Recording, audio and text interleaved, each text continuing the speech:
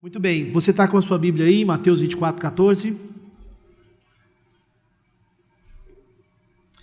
Primeira parte foi uma parte de introdução e reflexão sobre diversos aspectos do desafio de comunicarmos a mensagem do Evangelho de forma relevante, teologicamente relevante. Agora, nesse pequeno versículo aqui, a gente pode identificar algumas características dessa missão que nós temos. Não tem necessariamente aqui um imperativo nesse versículo de número 14, porque o será pregado não é um imperativo necessariamente, mas ele aponta para essa missão, porque Jesus descreve que nesse tempo escatológico, esse evangelho vai ser pregado por todo o mundo, como testemunha a todas as nações, e só depois dessa tarefa é que vai vir o fim, né? Então a gente está dentro desse período aí. Bom, no versículo 14 eu destaco algumas palavras e talvez você pode anotar, ou você pode guardar no seu coração, 6 expressões aqui que nos remontam a 6 características dessa tarefa, que vão ajudar a gente na comunicação relevante do Evangelho. A primeira é a própria expressão será pregado. Pregado aqui, o querusso. A segunda é a expressão evangelho do reino. Evangelo basileia é a segunda expressão. A terceira expressão é por todo o mundo. É o oikomenon, que é uma palavrinha grega que se refere ao todo mundo habitado, todo lugar onde tem gente. Para testemunho é o martírio aqui, é a palavra usada. A todas as nações, a palavra etnos, a todas as etnias. E a última palavra, então, virá o fim aqui, o telos, é o término da tarefa. Então, eu destaco essas 6 expressões para apontar 6 características dessa comunicação. O pregado traz a ideia da comunicação clara do Evangelho. O Evangelho do Reino, essa expressão, traz a ideia de que essa comunicação tem que ser clara e precisa ser fiel. Você não vai pregar qualquer boa notícia, a boa notícia é do Reino, é o Evangelho do Reino. Por todo o mundo significa que tem que ser uma comunicação pessoal, é um chamado demográfico e não apenas geográfico, é ir aonde tem gente, é estar com as pessoas, é comunicar a elas o Evangelho. Para testemunho, o martírio, significa que tem que ser uma comunicação autêntica, porque você não apenas está falando de uma mensagem distante, mas algo que tem a ver com a sua vida, você é testemunha daquilo. Para todas as nações, para todas as etnias, uma comunicação multicultural, multiétnica. E então virá o fim, traz a ideia de urgência, uma comunicação urgente, porque é uma tarefa inacabada, é uma tarefa a ser terminada que não foi finalizada ainda. Então você tem 6 pontos aqui.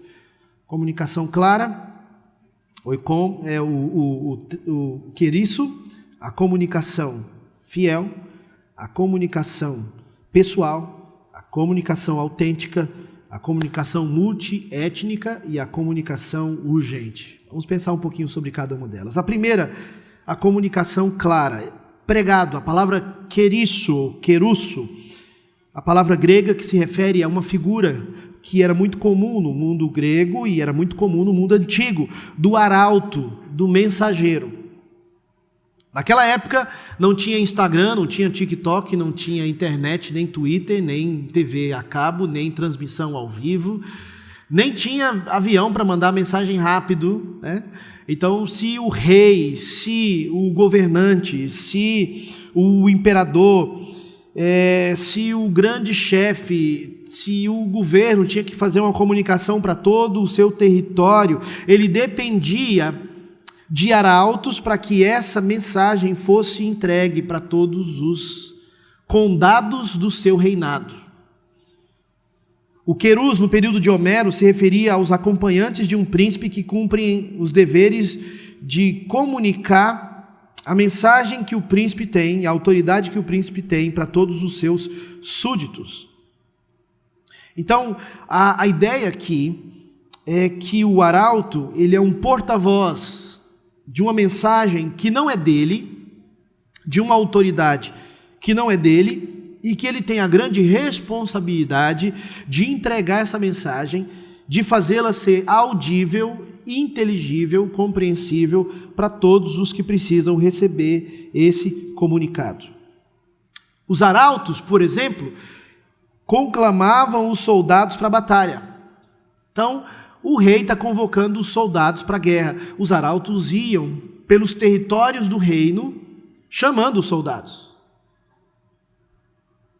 Dependendo do tamanho do império, do tamanho do reino, esse arauto tinha que ter a habilidade de comunicar essa mensagem, como porta-voz, em expressões diferentes.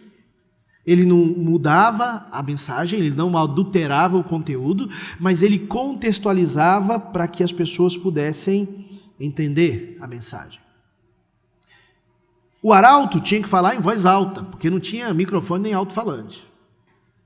Ele tinha que ter a dicção, a elocução clara, porque os súditos do rei precisavam entender o recado do rei de forma clara. Tinha que haver uma certa qualidade nesse arauto. O que ele comunicava tinha que ser claro e compreensível. Existiam arautos que falavam em outras línguas, porque o rei tinha um condado, tinha um reinado, tinha um território onde ele dominava o império, que era tão abrangente que atingia regiões que tinham dialetos e expressões diferentes.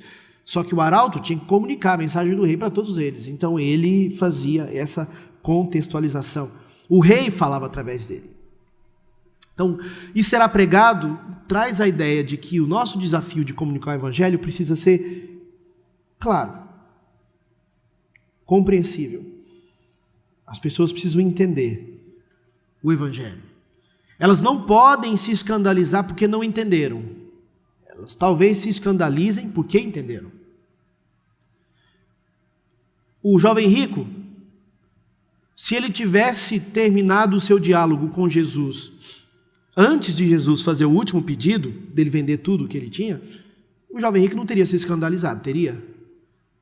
Até antes dessa pergunta, ele estava satisfeito com as respostas que havia dado para Jesus. Eu guardo os mandamentos desde a infância. Aí Jesus diz, então vai, vende tudo o que você tem e dá para os pobres, então terás um tesouro nos céus. O que o jovem rico faz? Qual é a reação dele? Ele foi embora triste porque ele era dono de muitas propriedades. Ele entendeu, naquele momento ele entendeu, de fato, o que era necessário para que ele experimentasse o reino, uma renúncia e colocar todas as coisas que ele tinha como importantes e como deuses sobre ele em segundo lugar. Contextualização é uma palavra muito usada na história da igreja, recente. Adaptar a mensagem à cultura. A gente faz isso aqui. Nós somos frutos disso. Nós estudamos grego e hebraico no seminário e porções de aramaico por causa do exercício exegético. Mas João Ferreira de Almeida trouxe a Bíblia em português para nós. Lutero levou a Bíblia em alemão para os alemães. O King James tem a versão King James lá na Inglaterra. E outras versões, línguas diferentes trazendo a mesma mensagem. Há uma adaptação nesse sentido.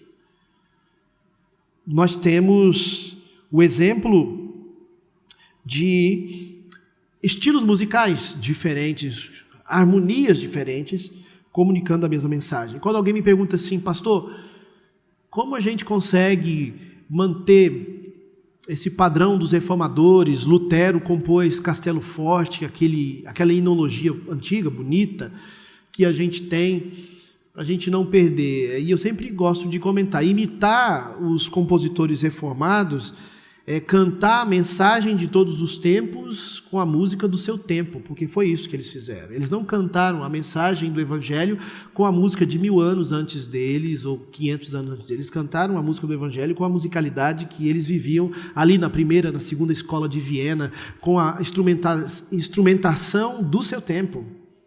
O violino, o cello e os instrumentos que viviam, que eram tocados na sua época, no seu contexto. Os mesmos instrumentos que eram tocados, os hinos reformados, tocavam nos pubs e e nos lugares de encontro popular da sua época, da sua cultura, no seu país. E eu não estou dizendo que a gente com isso vai entender que todo ritmo e toda música é neutra, não é.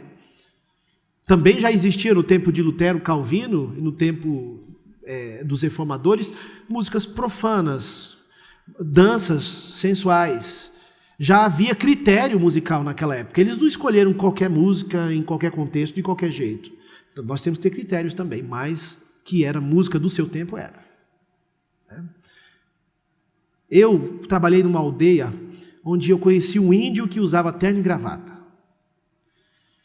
Pensa assim, a maioria dos índios na aldeia, seminus, o sol de rachar a cabeça, e estava lá o pastor índio de terno e gravata. O que isso nos diz? Né? Que chegou para ele mais do que o evangelho. Né? Chegou para ele o evangelho, mais os usos e costumes do missionário que foi até ali. Né?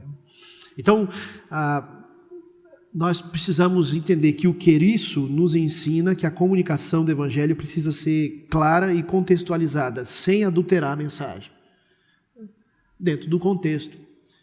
É o que o senhor Murti, o indiano, disse para um missionário: não traga o evangelho para a minha cultura como se fosse uma árvore já frutífera e frondosa, mas deixa ser uma planta que vai nascer no meu solo. Ou seja, ele vai trazer implicações para o meu contexto. Né? Eu me lembro quando estava pregando num treinamento de pastores no Malawi, que é um dos países mais pobres do mundo. E lá no Malawi, eu visitei povoados onde o prato era o espetinho de rato. Depois eu mostro uma foto para vocês, eu com espetinho de rato, 7 ratinhos assim, ó, no espeto. Só que o rato era feito assim, todo inteiro, não tinha negócio de arrancar o pelo, de tirar as vísceras e fazer ele cozidinho, aquele branquinho gostosinho, não tinha nada daquilo. Era o rato inteiro, aquelas moscas voando em volta e tudo mais. Eu não tive coragem de comer o espetinho de rato. Aí era numa dos povoados do Malawi, tinham 400 obreiros que estavam no treinamento para ganharem uma Bíblia de presente. Alguns caminharam 3 dias para chegar até aquele encontro, a pé, para sair da sua vila até chegar naquele lugar. Não tinha cadeira igual aqui, era uma lona no chão e uma cobertura num lugar quente, árido, com pouca comida, com pouco conforto, pouca água. E eles tinham cultos de 6, 7 horas de duração. Foi a coisa mais bonita que eu já vi, gente. Lá não tem nenhum professor de música, mas eles tinham contralto, tenor, baixo, barítono, tudo, soprano. Era uma divisão de voz, eles cantavam e eles pulavam e cantavam o evangelho, porque eu pedi para o missionário ir traduzindo para mim. Eles estavam cantando sobre a história de Zaqueu, eles estavam cantando sobre a história de Lázaro, e eles representavam e cantavam, e o culto durava um tempão. Só que lá, no meu treinamento com eles, eu falei sobre casamento, e o casamento lá de muitos é polígamo. E eu estava dizendo para eles, olha, na minha cultura brasileira existem alguns costumes também que são culturais, mas não quer dizer que por isso são certos. Então, o nosso padrão de certo e errado não é a nossa cultura, mas é a palavra. Tem coisas que, independente da cultura, não é o que a Bíblia ensina. Então, a Bíblia ensina um casamento entre o homem e a mulher. Então, nós aconselhamos eles, fizemos alguns casamentos, uma outra equipe foi agora no meio do ano lá e fez vários casamentos.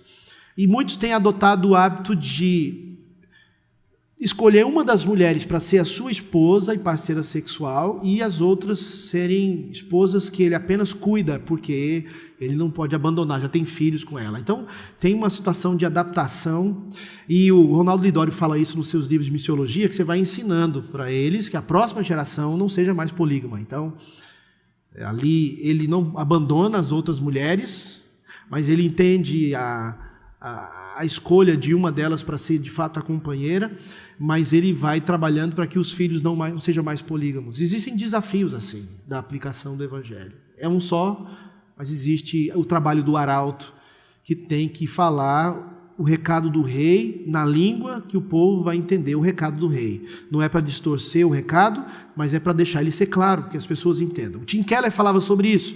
Contextualizar não é usar tatuagem, não é usar uma jaqueta de couro. Contextualização não é você começar a falar gíria. Contextualizar é você fazer o que for preciso para que a pessoa entenda o evangelho. Contextualizar é fazer que a pessoa entenda a mensagem. Você conseguiu fazer que ela entendesse a mensagem do Evangelho, entendesse a mensagem bíblica, as implicações bíblicas, então a contextualização aconteceu. Né? A mensagem precisa ser clara. O trabalho do queriço, do arauto, era um trabalho de transmitir o recado do rei de forma clara, audível e inteligível para com aquele que tinha que receber esse recado do rei. E você e eu somos esses arautos. Nós somos os mensageiros do rei, nós somos os embaixadores do rei. Deus não tem compromisso com a nossa palavra, Deus tem compromisso com a palavra dele, então a gente vai e entrega a palavra dele para as pessoas que precisam ouvir. O preocupante é que, se a gente não tiver essa concepção do trabalho do arauto, querigma, que a mensagem pode não chegar na vida de pessoas. As pessoas precisam entender o Evangelho. Tem a história de uma aldeia, que os missionários começaram a contar a história de Jesus, e no final eles elegeram Judas como o herói, porque na aldeia quem traía era o mais esperto. Então, conhece essa história, né? Aí tiveram que fazer o Evangelho com a Bíblia cronológica. Começaram lá no Gênesis primeiro, lá na criação do mundo, para poder fundamentar tudo para chegar em Jesus, e aí os índios entenderam de fato o Evangelho. Então a mensagem precisa ser clara e será pregado. Pregado significa comunicar de forma clara a mensagem do Evangelho. Só que não é qualquer mensagem, não é qualquer boa nova. A palavra evangelho significa boas novas, boas notícias. Mas a expressão aqui é evangelobasileia, é o evangelho do reino. E a palavra reino é muito repetida no evangelho de Mateus. As parábolas do reino estão presentes aqui. Reino aqui é o reino de Deus, que já estava entre eles, que é Cristo, o rei que veio, o rei que estabelece o seu reino, que está aplicando o seu reinado e que um dia o consumará. É aquele reino que já está entre nós, mas ainda não foi consumado. Esse reino, o Evangelho, a boa notícia desse reino. Não são as boas notícias do reino judaico, libertando os judeus do Império Romano. São as boas notícias do reino de Deus, estabelecido em Cristo para a libertação dos pecadores do inferno. E essa mensagem, ela precisa ser fiel. Nós não podemos distorcer essa mensagem. Nós não podemos alterar essa mensagem. Tem um missiólogo, o Leslie Neil Begin, que ele fala sobre esse problema. A gente ter cuidado de não transformar a contextualização em distorção do Evangelho. Ele diz que quando é cultura mais a igreja sem o Evangelho, é o liberalismo. Você tem igreja e tem cultura. Faltou a teologia bíblica, o Evangelho, o Cristo das Escrituras, se torna um liberal. Aquele movimento que mata as igrejas. O movimento liberal não planta campos missionários, não planta igrejas, não pastoreia pessoas, não batiza convertidos, não evangeliza descrentes. O movimento liberal é um câncer que só deixa o deserto por onde passa.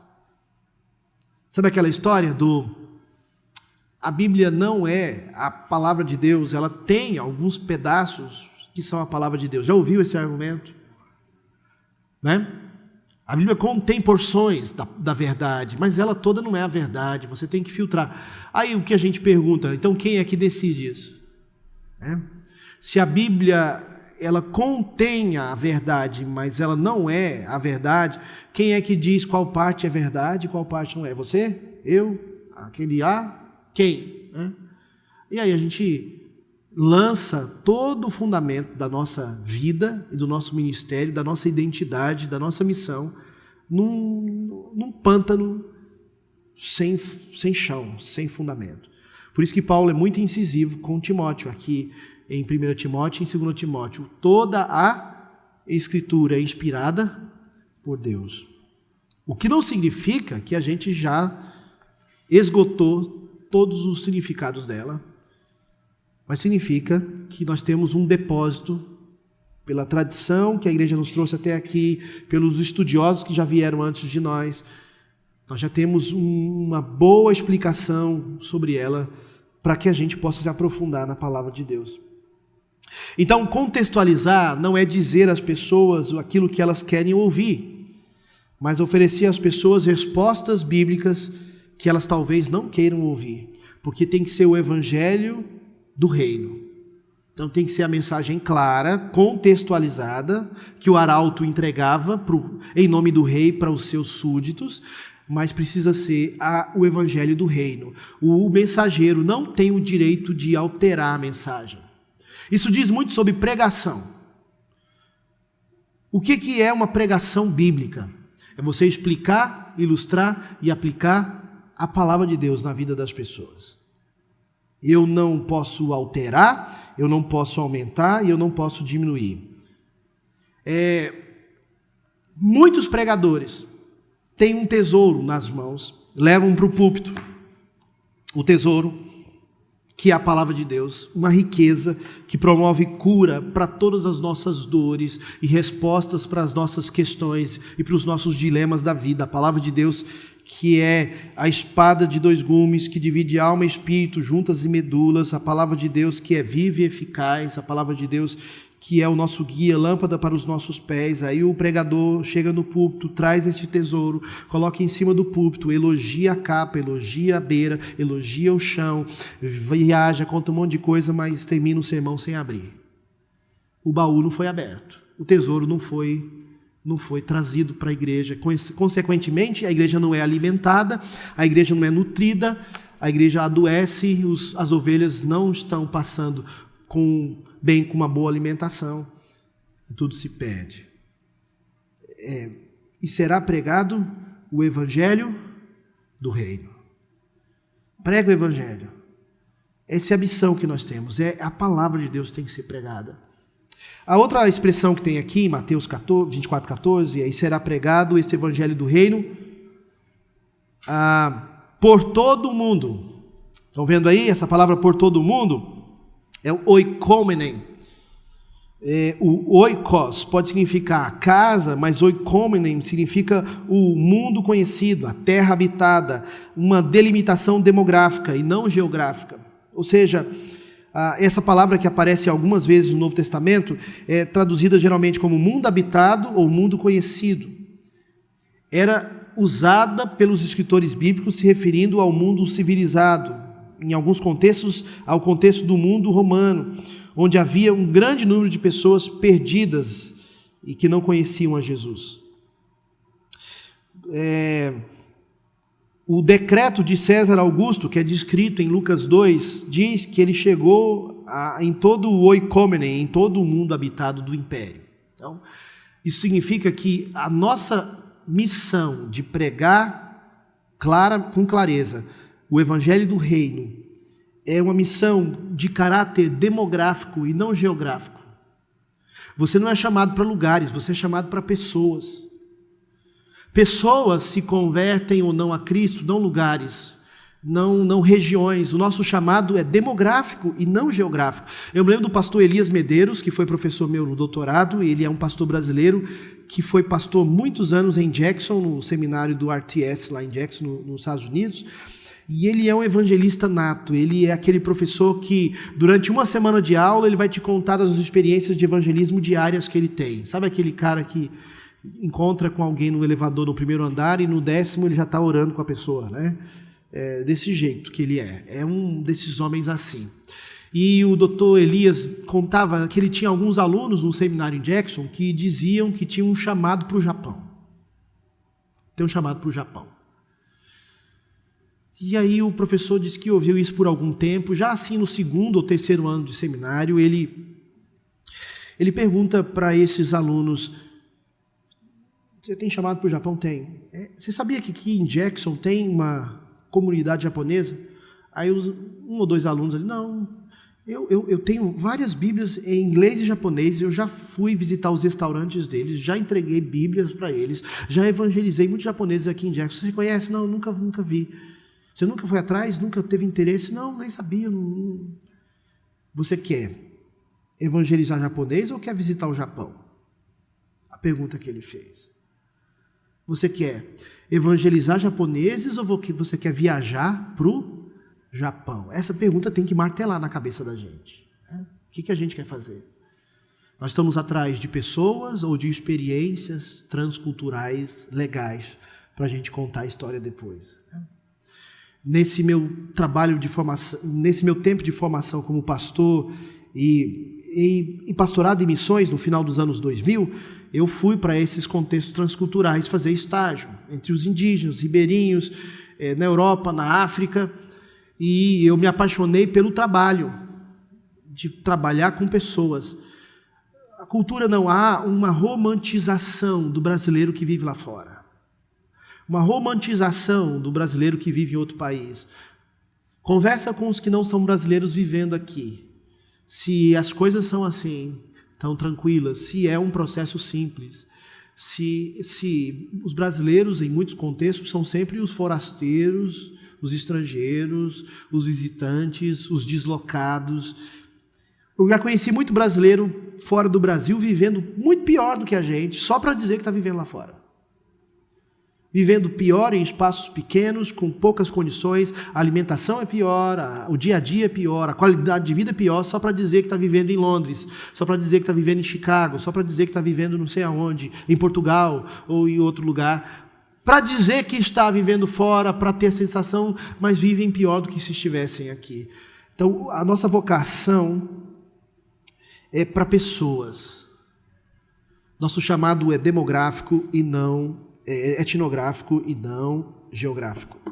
É um chamado a todo o mundo habitado, é uma comunicação pessoal. Lembrando, para a gente caminhar para o final, a comunicação clara, a comunicação fiel e a comunicação pessoal. A comunicação clara é o pregar, o papel do arauto, que ensina e que prega de forma clara, contextualizada. O evangelho do reino tem que ser fiel, tem que ser a mensagem do reino, não pode ser outra. E tem que ser em todo o mundo habitado. Há pessoas, a missão de alcançar pessoas que não conhecem ao Senhor Jesus. Quarto, a palavra martírio aparece aí. A palavra martírio remete a um contexto forense em que há uma testemunha dos fatos que aconteceram. O martírio é uma testemunha no sentido legal, alguém que presenciou algo e ela pode depor, ela pode testemunhar aquilo. Por que essa palavra é colocada aqui no contexto da missão? Isso é muito interessante para a gente refletir. E será pregado esse evangelho do reino por todo o mundo para testemunho, ou como testemunho. Aqui mostra esse caráter do nosso envolvimento pessoal com essa mensagem. É a comunicação autêntica. Nós não estamos falando aqui de um emissário, de um mensageiro do correio, de um carteiro que entrega uma carta e ele não quer nem saber da mensagem, ele não está nem para ela, ele nem concorda com ela, o papel dele é só entregar. Esse martírio aqui liberta a gente desse tipo de hipocrisia. É pregar de forma clara o evangelho do reino de forma fiel, oicomene por todo o mundo, habitado para pessoas de forma pessoal, como testemunha. Então é falar de algo que nós vimos. Vocês se lembram dos apóstolos respondendo aos que os ameaçavam em Jerusalém? Eles proibiram os apóstolos de pregar o evangelho, o sinédrio, o conselho dos religiosos judeus de Jerusalém, proíbem Pedro e João de pregarem o evangelho, e eles dizem, nós não podemos deixar de falar daquilo que a gente viu. É testemunho, eu não estou contando uma história que eu ouvi falar, eu estou entregando uma mensagem que eu vivo, que eu experimento, que eu fui liberto por ela. Eu era um mendigo que não tinha pão, que encontrei pão, que é Cristo, e eu estou trazendo essa mensagem para vocês. É aqui que a gente se livra da teologia teórica e a gente entra com a teologia prática. Alguns fazem uma dicotomia entre teologia e prática. Essa dicotomia está errada. Entre teologia e pastorado. Você é um teólogo ou você é um pastor? Como se o teólogo não precisasse ser pastor e o pastor não precisasse ser teólogo. A dicotomia não é entre teologia e pastorado, entre teologia e prática, entre teologia teórica e teologia prática. Os teólogos teóricos é que são o problema. Os teólogos práticos que aplicam essa teologia bíblica, que é o ensino profundo do evangelho, das implicações dele, na prática, esses exercem o reino. Um grande exemplo é George Whitefield, um grande evangelista na história da igreja, um teólogo, exímio teólogo, e um grande evangelista, um pregador Charles Spurgeon, né? O príncipe dos pregadores, um grande teólogo, um grande pregador. Jonathan Edwards, talvez um dos principais teólogos da história americana, um grande teólogo, mas um evangelista, um pregador, né? Então, a gente tem exemplos lá fora, exemplos na história, de que a mensagem precisa ser uma mensagem conectada com a nossa vida. Tim Keller diz assim: se estamos profundamente envolvidos com a vida, as dúvidas e as preocupações das pessoas, quando estudamos a Bíblia para pregar a elas, obteremos respostas de Deus às suas perguntas. Ou seja, tem que ser autêntico. Tem que ser a sua vida na vida da pessoa. Você contando a história de Cristo na sua história para a história da vida de alguém. A história de Cristo na sua história transformando a história de alguém. A história de Cristo modificou a sua história e você apresenta isso para modificar a história de alguém. É autêntico. Você é uma testemunha desses fatos. O mártir não é o que morre. Essa associação foi sendo feita depois por causa da história dos primeiros 3 séculos da igreja, quando mais de 10 imperadores romanos perseguiram os cristãos e o sangue dos mártires foi a semente da igreja, como um dos principais teólogos do início da igreja disse. Eles não eram mártires porque morreram por Cristo, mas porque viveram por Cristo. O martírio não está em morrer, o martírio está em viver. Por viverem por Cristo, eles morreram. Então o martírio não está, ele morreu, ele se torna um mártir. Não, é uma adulteração do significado original. Ser mártir é ser uma testemunha. É dizer, isso tem a ver com a minha vida, com a minha realidade, com a minha história. Eu não sou só um teólogo teórico de trás de um púlpito tentando fazer aqui as minhas indagações e as minhas elucubrações teológicas. Eu sou alguém que foi atingido por esse evangelho. Dos pecadores, diz o apóstolo Paulo, que eu sou o principal. Paulo se colocava dentro desse evangelho. Paulo fazia parte dele. O evangelho fazia parte da sua vida. A comunicação precisa ser autêntica. Penúltimo, a todas as nações, a palavra nações, etnos, a todas as etnias, a todas as nações. Não precisa se dizer muito aqui sobre isso, né? Todos os povos, tribos, línguas e nações precisam ouvir do evangelho. Isso tem que afetar a gente. Uma igreja missionária não é uma igreja que faz conferência missionária e manda oferta para missionário. Uma igreja missionária é uma igreja que tem um coração missionário, que tem membros comprometidos com a missão. Só que a gente transforma o nosso papel missionário da igreja numa conferência, no envelope do Ministério de Missões. Toda conferência missionária deveria se transformar em conferência de resgate da identidade da igreja. Porque toda conferência missionária a gente tem que ficar pregando ou ouvindo o pregador nos lembrar quem nós somos. O ID que nos foi entregue. A missão que está diante de nós, né?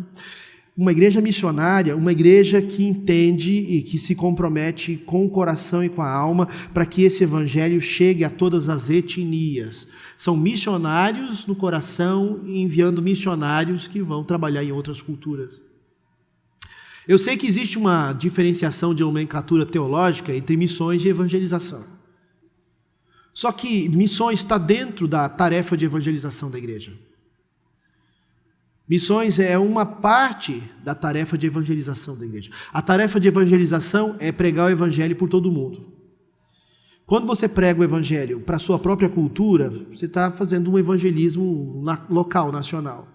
Quando você prega o evangelho para uma outra cultura, geralmente a gente chama isso de um trabalho missionário. Mas a matéria-prima é a mesma, é pregar o evangelho. Isso interfere até no trabalho de um missionário. Você pensa em fazer missões porque você não se vê como um pastor. Não existe isso. Não existe alguém que vai para um campo missionário e porque ele não quer ser pastor. O que ele vai fazer no campo missionário? Ele prega o evangelho, a pessoa se converte e ele sai correndo. Não tem mais nada a ver com isso. Ele vai pastorear essa pessoa. O trabalho de um missionário é ser pastor numa outra cultura.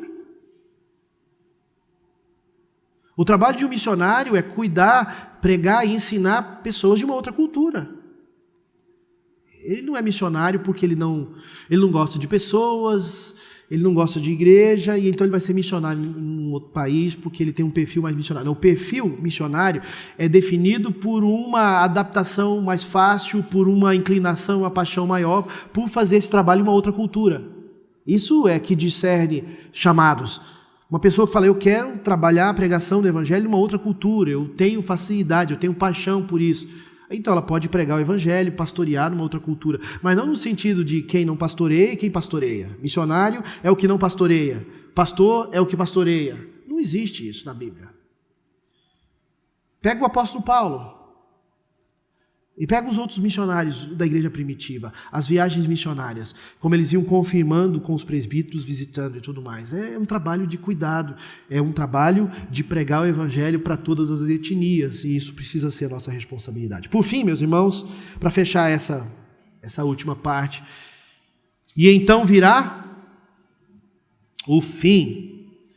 Só recapitulando, e será pregado a mensagem, a comunicação precisa ser clara. O evangelho do reino, a comunicação precisa ser fiel. Por todo o mundo, comunicação pessoal. Todo mundo habitado, é pessoal, para pessoas. Para testemunho, comunicação autêntica. Lembrando, a todas as nações, a comunicação multicultural, multiétnica. Então virá o fim, a comunicação urgente. Porque ele diz aqui telos. A palavra telos significa o término de uma tarefa, o fim de uma tarefa, de uma missão. É algo que foi iniciado e que agora está sendo terminado. Uma coisa que está cumprindo, uma meta que está sendo atingida, um objetivo que está sendo cumprido. E isso traz para a gente um senso de urgência. A frase, então, virá o fim, o evangelista quer dizer, então, que quando o evangelho, a mensagem de Cristo, ela for anunciada dessa forma, a tarefa da igreja vai ter sido cumprida. É isso que o texto está dizendo. Não necessariamente que imediatamente, instantaneamente, aí o último ser da terra que não ouviu falar de Jesus, ouve, e aí Jesus já aparece nas nuvens com poder e grande glória. Não é necessariamente assim, mas no sentido de que então virá o final dessa tarefa. A igreja levou o evangelho do reino como testemunho para todo o mundo habitado. E de certa forma, isso está acontecendo, está no caminho para acontecer. A gente tem uma parte do mundo ainda que não tem presença de missionários. E numa conferência missionária recente a gente ouviu sobre isso, chocados. Países como a China e a Índia, por si só, já tem bilhões de pessoas que precisam ouvir sobre o evangelho. E a gente tem missionários lá. Mas tem um senso de urgência aqui. É como se Jesus estivesse dizendo para os discípulos, olha a tarefa que vocês têm. Olha a missão que vocês têm para cumprir. E eu quero terminar, meus irmãos, de uma forma teologicamente desafiadora, querigmática,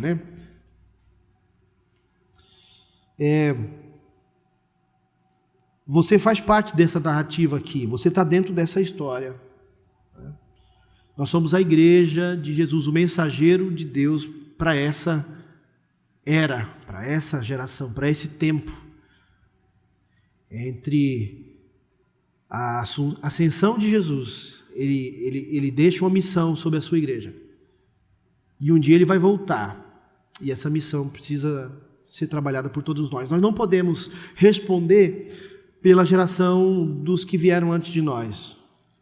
Nós não podemos responder pelos que virão e vão trabalhar no futuro. Nós temos que prestar contas do nosso tempo. O que nós fizemos, o que nós estamos fazendo, qual tem sido o nosso papel, qual tem sido a nossa fidelidade nessa tarefa. A comunicação teologicamente relevante do Evangelho envolve clareza, fidelidade, pessoalidade, autenticidade, multiétnica e urgência. E assim a gente caminha para causar o impacto que a gente precisa causar nesse mundo. Jesus diz que nós somos sal e luz. A gente não pode se esconder. Nós temos que brilhar e temos que salgar. Que o Senhor nos ajude. Obrigado a Deus por esse tempo, por cada irmão que ficou aqui comigo nessas duas reflexões, por tudo que ouvimos ontem, o desafio de desenvolvermos uma teologia que traga saúde para a igreja, mas de termos uma igreja que traga saúde para a teologia, e que ambos possam trazer saúde para nós, teólogos e estudantes e mensageiros e líderes cristãos. E agora, ó Deus, com o desafio de uma comunicação teologicamente relevante, clara, ó Deus, fiel, pessoal, autêntica, multicultural e urgente, que o Senhor nos ajude, que o Senhor nos fortaleça e que o Senhor nos use para o louvor da sua glória. Em nome de Jesus. Amém? Obrigado.